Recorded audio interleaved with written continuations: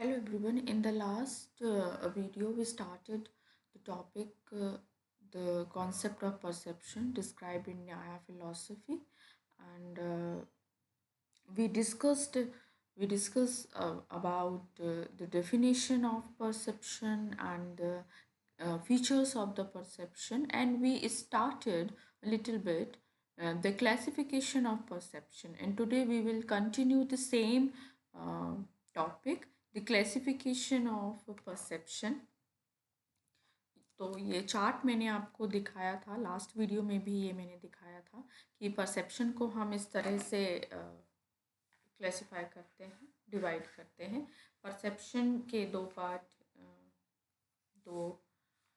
ऐसे हैं, ordinary perception and extra ordinary perception. Ordinary perception में भी आगे सब डिवीजन है, external perception and internal perception. So in the last video we completed the external perception. External perception जो 5 तरह का होता है according to 5 sense, और आज हम उसी को कंटिन्यू करते हुए पढ़ेंगे फर्दर इंटरनल परसेप्शन या फिर मानस perception. So the mind is considered as inner sense in Nyaya philosophy. एक मन को एक आंतरिक इंद्रिय माना गया है, और इस जो परसेप्शन का जो हिंदी टर्म है वो है आंतरिक परसेप्शन भी कहते हैं, आंतरिक प्रत्यक्ष भी कहते हैं, मानस प्रत्यक्ष भी इसलिए कहते हैं क्योंकि मन के द्वारा होता है. So the knowledge of the perception through the mind is called Manas perception और मानस प्रत्यक्ष.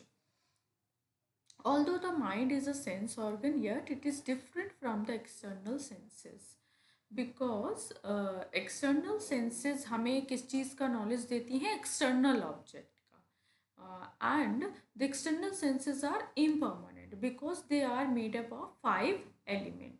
ठीक है, तो वो 5 तत्वों से बनी हुई है, इसलिए वो क्या है, वो परमानेंट नहीं है, स्थायी नहीं है, यानी टेम्परेरी है, वो क्षणिक है. But the mind is immaterial, वो किसी एलिमेंट से मिलकर नहीं बना हुआ, वो इममटेरियल है. ये जो डिफ्रेंसिएशन है किसके बीच है? 5 सेंसेस और माइंड के बीच, कि इनकी जो नेचर है वो अलग है. ये इंटरनल परसेप्शन है. तो इंटरनल परसेप्शन यही हुआ कि मन के द्वारा जो प्रत्यक्ष ज्ञान होता है उसे मानस प्रत्यक्ष या आंतरिक प्रत्यक्ष कहते हैं. यद्यपि मन एक इंद्रिय है, लेकिन वो ज्ञानेंद्रिय है. क्यों? क्योंकि वो ज्ञान देता है और ये पंचभूतों से नहीं बना हुआ. और मन में किस तरह की हमें नॉलेज होती है, मन हमें किस तरह का परसेप्शन कराता है? सो मानसिक अनुभूतियाँ, जैसे जो जेलसी है, हैप्पीनेस, सैडनेस, डिज़ायर, तो इन सब का जो हमें पता चलता है वो मन के द्वारा पता चलता है. और ऐसे ज्ञान को, ऐसी भावनाओं के ज्ञान को, ऐसे विचारों के ज्ञान को हम मानस प्रत्यक्ष कहते हैं. देन ये दो पार्ट हो गए ऑर्डिनरी के. ठीक है, external perception and internal perception. अब है एक्स्ट्रा ऑर्डिनरी परसेप्शन, जिसको अलौकिक प्रत्यक्ष भी कहा जाता है. और ये बहुत इम्पॉर्टेंट है अलौकिक प्रत्यक्ष, क्योंकि अलौकिक प्रत्यक्ष जनरली जब हमें जो डे टू डे लाइफ में जो प्रत्यक्ष होता है वो ऑर्डिनरी परसेप्शन होता है, और हम इसलिए उसके बारे में आसानी से समझ जाते हैं. लेकिन एक्स्ट्रा ऑर्डिनरी परसेप्शन थोड़ा सा अलग है. Extra ordinary perception is the inverse of the ordinary perception, वो उसका विपरीत है. when the contact of sense with the object is unusual, साधारण नहीं होता, unusual, असाधारण होता है, then that perception is called extraordinary perception. यानी इंद्रियों का विषयों के साथ जो असाधारण संबंध होता है उसे अलौकिक प्रत्यक्ष कहते हैं. अब देखिए साधारण असाधारण क्या है, जैसे कि हम एक ऑब्जेक्ट को देख रहे हैं, हम अपनी आँख से अपने फ़ोन को देख रहे हैं, ये साधारण संबंध है, ठीक है? हम सारी चीज़ें ऐसे ही देखते हैं। लेकिन जब कोई प्रत्यक्ष मतलब डायरेक्ट रिलेशन ना हो, ठीक है? बीच में कोई मीडियम हो या कोई अनयूजुअल मीन्स हो, तब जाके वो एक्स्ट्राऑर्डिनरी परसेप्शन बनता है। And this perception arise, that's why this perception arise from the अलौकिक सन्निकर्ष जो मैं आपको पहले भी समझा चुकी हूँ लास्ट वीडियो में, that is contact between sense and object, but this in extraordinary perception this contact is not लौकिक, it's not simple, ये क्या है, अलौकिक सन्निकर्ष है. So the subject of the extraordinary perception is that the senses cannot have ordinary contact with this. तो extraordinary perception में जो सेंस है वो ऑब्जेक्ट के साथ ऑर्डिनरी कांटेक्ट नहीं रखती, वो अनयूजुअल या फिर असाधारण या फिर अलौकिक संबंध रखती हैं. And there are three types of extraordinary perception.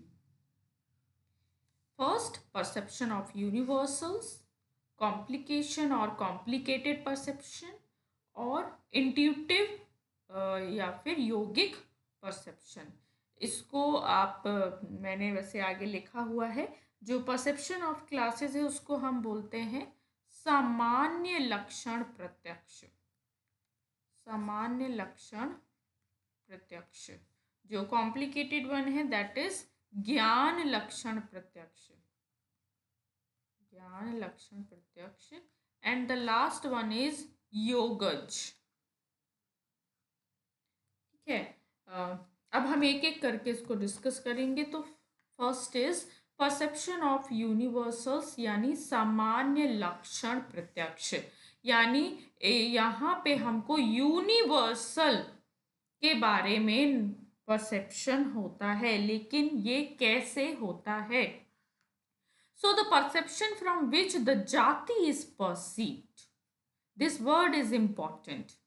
The jati is perceived is called the perception of universals. इसका मतलब है जिस प्रत्यक्ष से जाति का ज्ञान होता है, ठीक है, उस प्रत्यक्ष को सामान्य लक्षण कहते हैं. According to Nyaya, universals are considered as distinct class of reals and they inhere in particulars. यानी ये जो सामान्य है, ये यूनिवर्सल कॉन्सेप्ट है, ये कहाँ रहते हैं? ये पर्टिकुलर ऑब्जेक्ट्स में रहते हैं. For example the concept of humanity. Universal concept of humanity inheres in all the individuals, human beings. Similarly, the concept of cowness inheres all the cow. तो आप देखिए कि क्या है, जैसे मनुष्य तो या फिर हम मानवता का कॉन्सेप्ट ले लें, वो हर मनुष्य में, हर इंडिविजुअल ह्यूमन बीइंग में एग्जिस्ट करती है. इसी तरह हम अगर हर पशु में देखें तो पशुवत्व तो होता है, फिर वो घोड़ा हो, बिल्ली हो, गाय हो, लेकिन उनमें जो कॉमन क्या है वो पशु तत्व है. ठीक है, एनिमलनेस जिसे हम कह सकते हैं. तो हम पर्टिकुलर, जैसे हमने एक ह्यूमन बीइंग देखा उसमें ह्यूमैनिटी है, दूसरा ह्यूमन बीइंग देखा उसमें ह्यूमैनिटी है, तो हम उसको जनरलाइज कर देते हैं. एक यूनिवर्सल कॉन्सेप्ट का हमें परसेप्शन होता है, दैट इज ह्यूमैनिटी. तो इस तरह से this is a perception of universals यानी सामान्य लक्षण, जो सारी चीजों में सामान्य है, हमें वो लक्षण दिखता है. एक ही वर्ग के जो विभिन्न इंडिविजुअल्स हैं, जो व्यक्तित्व हैं, उनमें जो सामान्य लक्षण होता है उसे हम कहते हैं सामान्य लक्षण प्रत्यक्ष का प्रत्यक्ष. और ऐसा क्यों होता है? क्योंकि हर पर्टिकुलर में कोई ना कोई यूनिवर्सल कॉन्सेप्ट रहता है. जैसे इंसानों में इंसानियत है, जानवरों में उनका अपना एनिमलनेस है. ठीक है, इसी तरह हर पशु में पशु तत्व है, हर गाय में गाय तत्व है. ठीक है, तो ये अब देखिए ये जो यूनिवर्सल है हम उसे डायरेक्ट अपनी आईज के थ्रू नहीं देख सकते, भले ही वो हर इंसान में एग्जिस्ट कर रहा है, लेकिन हम उसे डायरेक्ट नहीं देख सकते। That's why there is a unusual connection between sense and object. तो दो चार व्यक्तियों के प्रत्यक्ष मात्र से ही हमें पूरी कंप्लीट ह्यूमन बीइंग की ह्यूमैनिटी का परसेप्शन हो जाता है।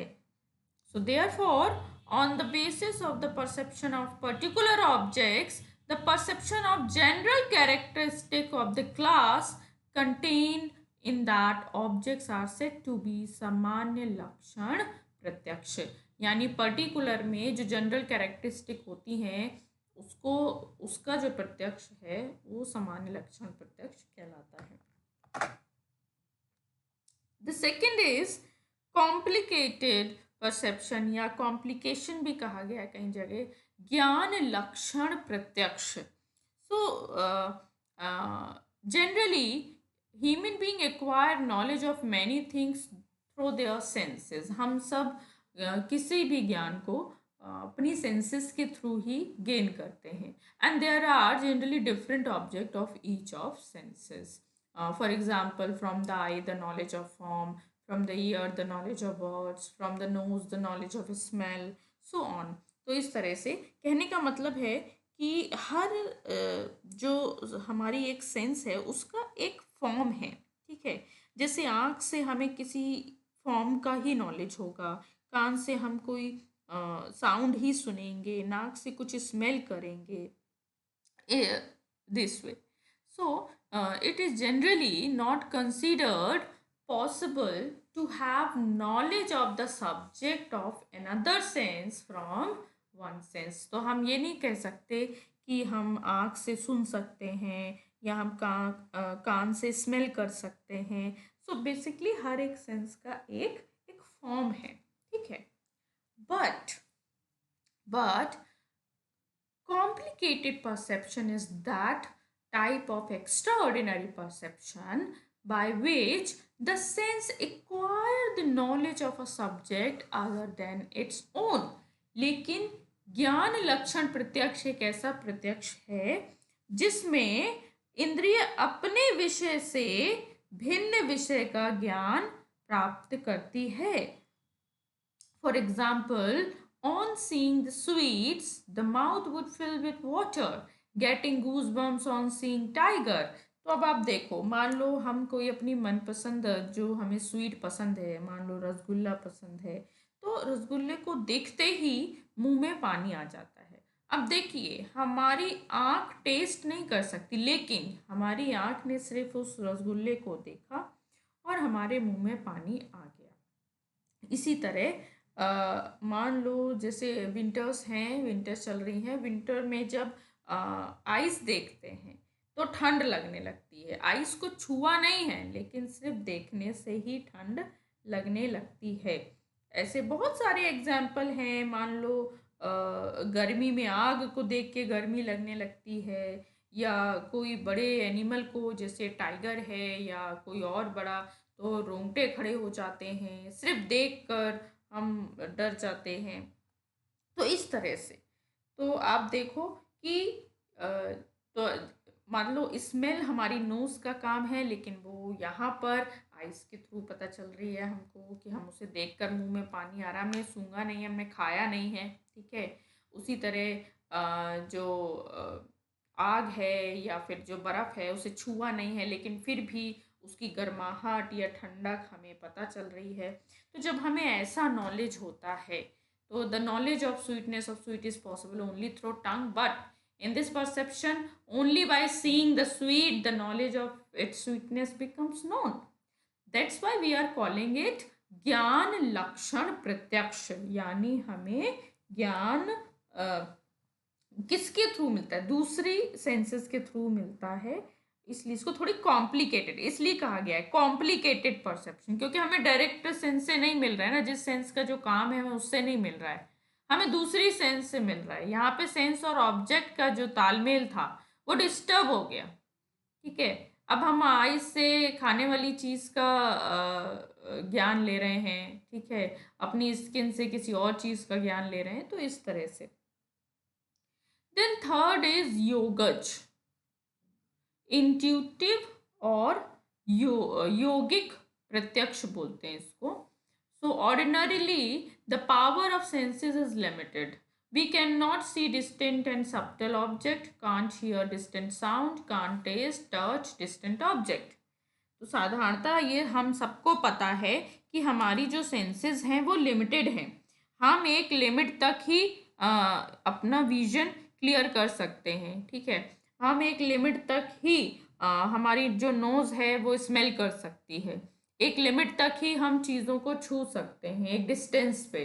अब ऐसा तो नहीं है कि यहाँ बैठे हम अमेरिका में क्या हो रहा है पता चल जाए, वो पॉसिबल नहीं है, या यहाँ बैठ के मैं आपके घर से कुछ सामान ले लूँ, वो भी पॉसिबल नहीं है। सो हमारी जो सेंसेस हैं वो लिमिटेड हैं, but according to some people, वो क्या कहते हैं, वो कहते हैं because of intuitive perception we can experience the past, present, future, and we can perceive all kinds of subtle things। हम जो सूक्ष्म थिंग जो वस्तुएं हैं, जो जो रहस्यात्मक हैं, हमें उनका भी नॉलेज हो सकता है। And this form of perception is only possessed by yogis or liberated one through the practice of yoga और meditation।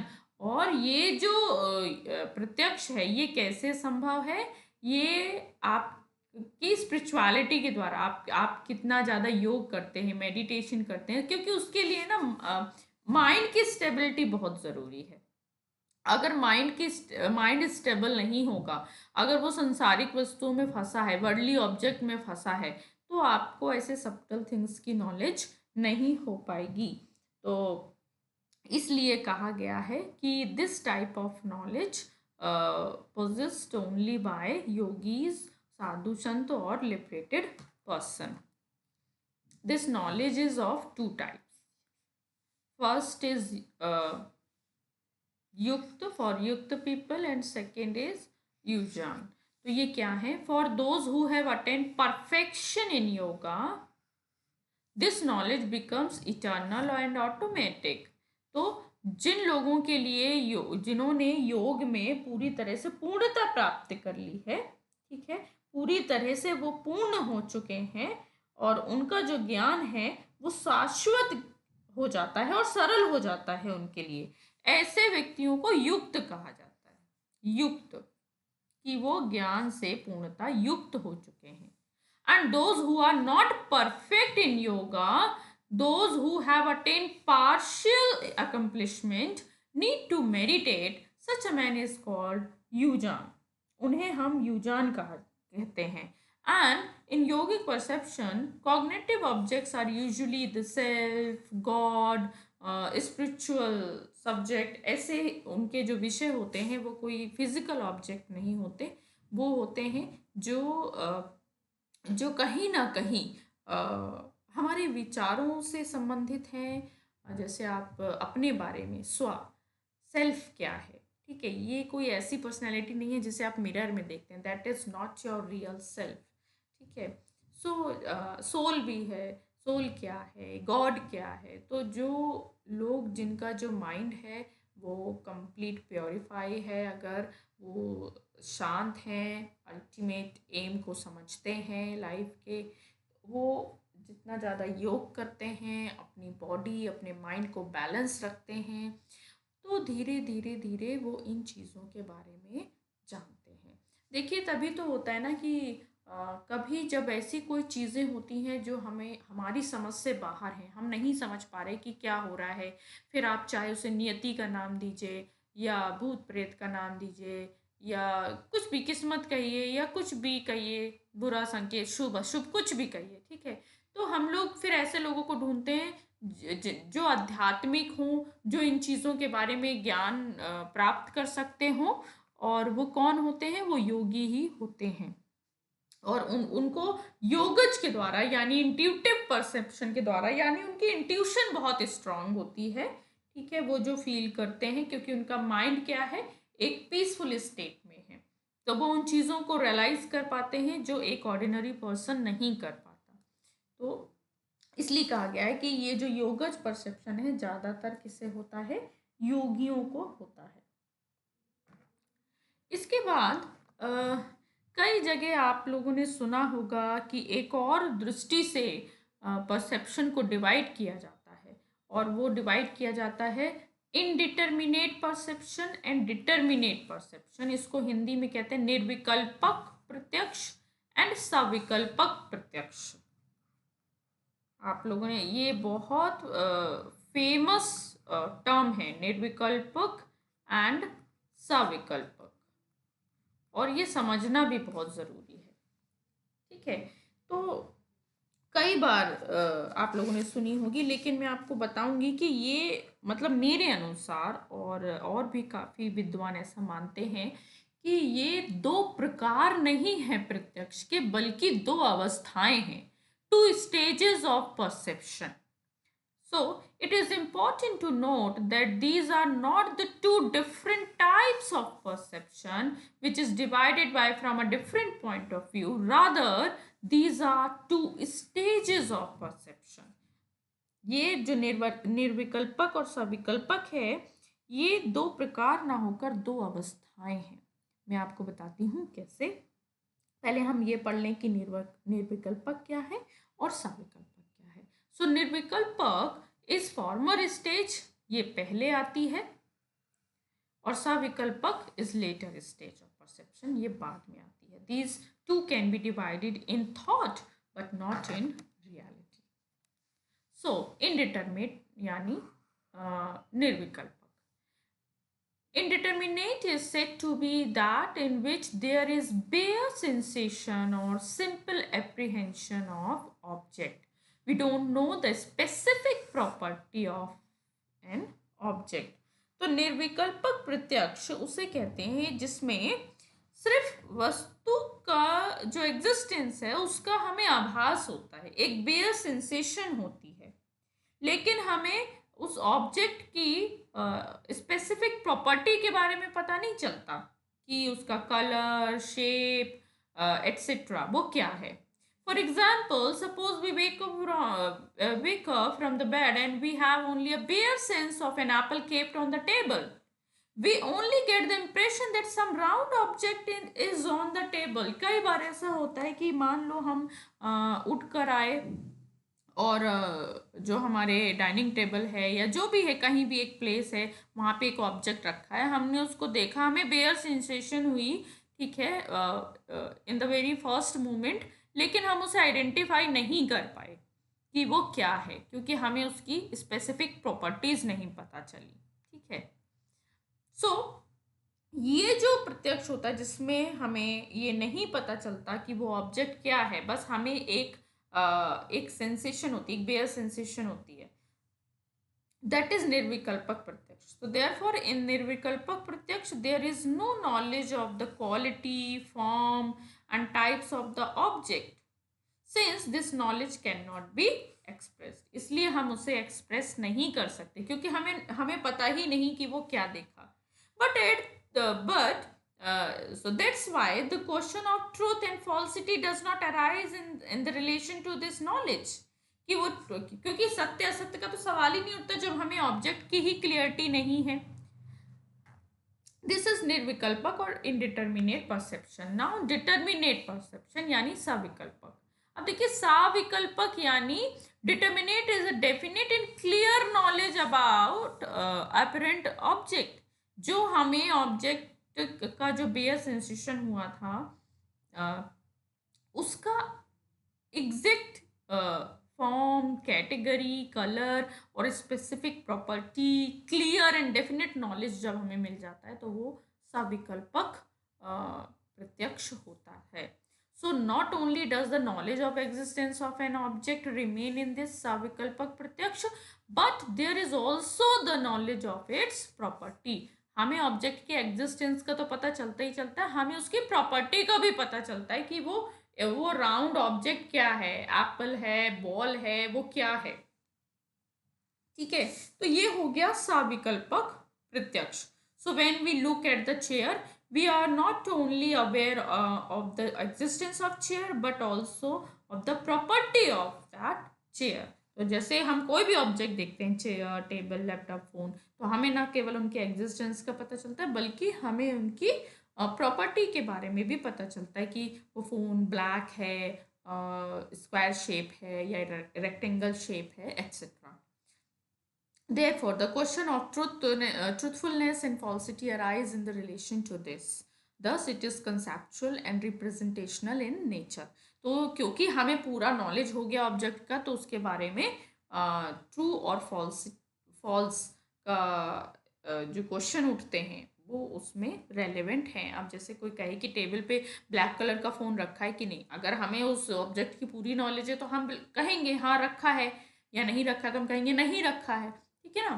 तो लेकिन जब हमें निर्विकल्पक प्रत्यक्ष में अगर ये नॉलेज नहीं होती है कि वो ऑब्जेक्ट क्या है, तो हम कहेंगे कि हमें नहीं पता. ठीक है. सो नाउ, जैसा कि मैंने पहले कहा कि निर्विकल्पक एंड साविकल्पक is are not two type of perception but two stages of perception. तो सबसे पहले हमें निर्विकल्पक प्रत्यक्ष होता है, bare sensation, and next moment वो जो निर्विकल्पक प्रत्यक्ष होता है वो साविकल्पक में बदल जाता है. जो इनडिटर्मिनेट परसेप्शन है वो डिटर्मिनेट परसेप्शन में बदल जाता है. बट ये प्रोसेस इतनी सडन होती है कि कई बार हमें लगता है कि इनडिटर्मिनेट परसेप्शन हुआ ही नहीं, डायरेक्ट डिटर्मिनेट परसेप्शन हुआ. बट ऐसा नहीं है. सो निर्विकल्पक is a first stage and सविकल्पक इज अ सेकेंड स्टेज. ये दोनों मिलकर ही हमें कोई नॉलेज देती हैं. Now, in this context, there is a term प्रत्यभिज्ञा. आप लोगों ने सुना होगा और अक्सर मुझसे स्टूडेंट पूछते हैं कि मैम ये क्या है, ये कौन सा टाइप है. ठीक है, तो मैं आपको बता दूं, some scholars have called a special form of determinate perception and that is pratyabhigya. Pratyabhigya means recognition. It is related to memory. यानी जो हमारी स्मृति से संबंधित है, हमारी मेमोरी से संबंधित है, ये एक ऐसा प्रत्यक्ष है, प्रतिभिज्ञा कहा गया है जिसको. Suppose you meet a person in a cinema hall. When you see this person after 2 years और after many years, you say this is the same man I saw in the cinema hall. क्योंकि वो आपकी memory में क्या था, वो कहीं ना कहीं स्टोर था. तो आपने जब बहुत दिनों बाद उसे देखा, बहुत सालों बाद, तो आपको याद आ गया कि ये तो वही पर्सन है जिसको मैंने वहाँ देखा था. So reidentification by revealing the object that was revealed earlier is called प्रतिभिज्ञा. क्योंकि आपने उससे पहले देखा था और याद इसमें आपको याद आ गया. सो द स्पेशलिटी ऑफ प्रतिभिज्ञा is that there is a connection between past and present. आप पास्ट मतलब ये नहीं कह सकते कि पास्ट में अगर कोई एक्सपीरियंस नहीं है तो वो परसेप्शन प्रतिभिज्ञा नहीं. उसमें मेमोरी का होना बहुत ज़रूरी है, यही उसकी एक स्पेशल क्वालिटी है. सो इस तरह से मैंने आपको सारे प्रकार बता दिए हैं. और थोड़ा सा कॉम्प्लिकेटेड लगता है लोगों को डिवीजन, बट आप वीडियो को ध्यान से देखेंगे तो आप देखेंगे कि मैंने बहुत ऑर्डर में ये चीज़ें समझाई हैं. एंड आई होप कि आपको समझ में आई होंगी. In the next video I will tell you about inference, the second means of knowledge. Thank you.